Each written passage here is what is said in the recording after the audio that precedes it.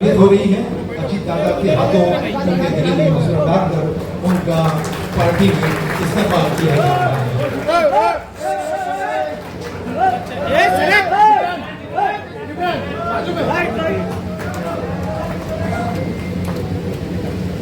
राहे मोहब्बत में जो सरबकफ चलते हैं, थाम कर उनकी रखा इनकलाब चलते हैं। मुअज़्ज़ज़ हज़रात,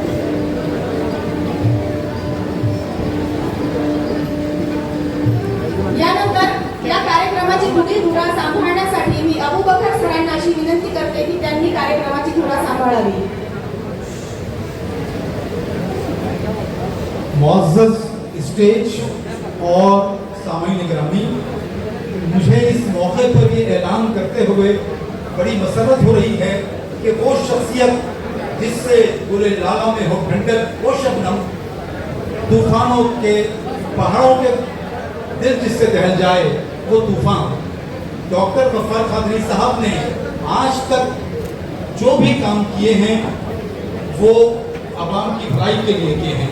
उन्होंने जहां भी जिस काम में भी हाथ डाला उसमें एक मियार और संजीदगी पैदा की है। आज डॉक्टर गफ्फार कादरी साहब राष्ट्रवादी कांग्रेस में प्रवेश कर रहे हैं। मैं उनसे दरख्वास्त करता हूं कि इस मौके पर वो यहाँ तशरीफ लाकर अपने ख्यालात का इज़हार भी फरमाएं और राष्ट्रवादी कांग्रेस में अजीत दादा पवार साहब के हाथों अपनी शमूलियत का ऐलान भी फरमाएं। डॉक्टर गफ्फार कादरी साहब।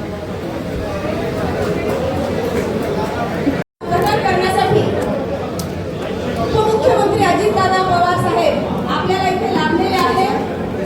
नवनिर्वाचित सर्व राष्ट्रवादी काँग्रेस पक्षातील पक्षप्रवेश करणाऱ्या सदस्यांचे मी हार्दिक अभिनंदन करते।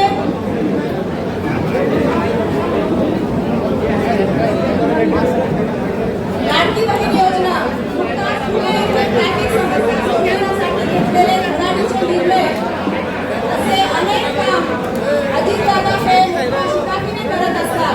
याबद्दल त्यांचे खूप खूप धन्यवाद। अजितदादांच्या काम करण्याची जी पद्धत आहे, जे काम करण्याची लिस्ट आहे ती खूप मोठी आहे। नवनिर्वाचितांचे हार्दिक हार्दिक स्वागत। यहाँ के महाराष्ट्र को कोऑर्डिनेटर प्रोफेसर सोहेल जलील साहब का पार्टी में प्रवेश किया जा रहा है। इसी तरह विदर्भ रीजन के को कोऑर्डिनेटर मोहम्मद रियाजुद्दीन साहब का पार्टी में प्रवेश हो रहा है। मराठवाड़ा प्रेसिडेंट अजीम पटेल साहब का पार्टी में प्रवेश अमल में आ रहा है। सैयद अहमद हुसैन साहब एस प्रेसिडेंट जलगांव, इनका प्रवेश पार्टी में अमल में आ रहा है।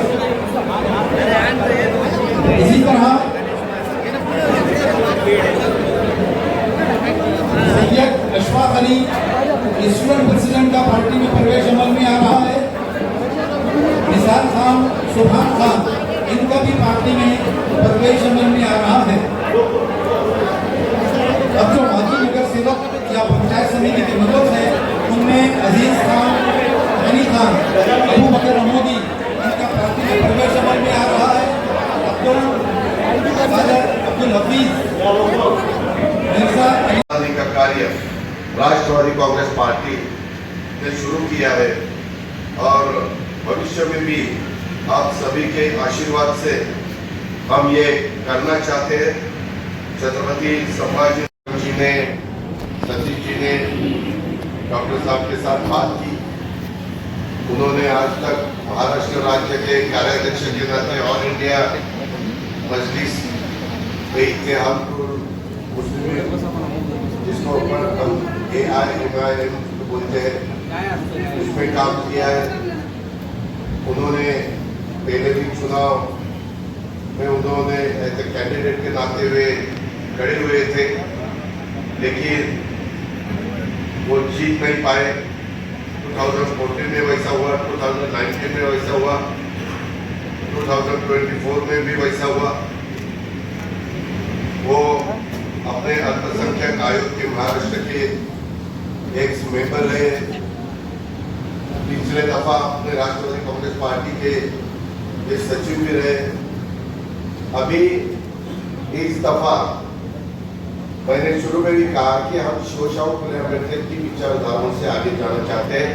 छत्रपति शिवाजी महाराज ने जब उनके जमाने में 1630 to 1680 तक हिंदवी स्वराज्य की स्थापना की, तब उन्होंने यही कहा कि सब जो भी जाति धर्म पंथ के लोग हैं उनको साथ लेके जाना चाहिए, और उसी हिसाब से हम भी आगे जाना चाहते हैं। इसमें आधुनिक महाराष्ट्र के शिल्पकार स्वर्गीय यशवंतराव चौहान साहब ने भी नए महाराष्ट्र की जो नींव रखी, उन्होंने इस राज्य में आधारभूत सुविधाओं के स्थापित की और साथ ही महाराष्ट्र को सांस्कृतिक रूप से समृद्ध करने का कार्य किया, कि आप सब जानते हैं। उन्होंने महाराष्ट्र की राजनीति को सुसंस्कृत चेहरा प्रदान करने की कोशिश की और उसी रास्ते से हम सब जाना चाहते हैं।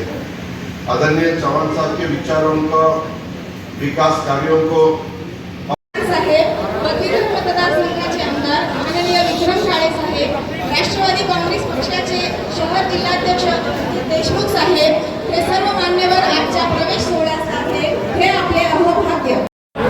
Jameel Khan, Jalaluddin Khan, Ayyub Khan, Aamir Khan, Malika Begum, wife of Habib Chhote Qureshi, Shabana Begum, wife of Kaleem Chhotu Qureshi, Khadija Begum, Mohammad Kaleem Chhotu Qureshi, Abdul Rauf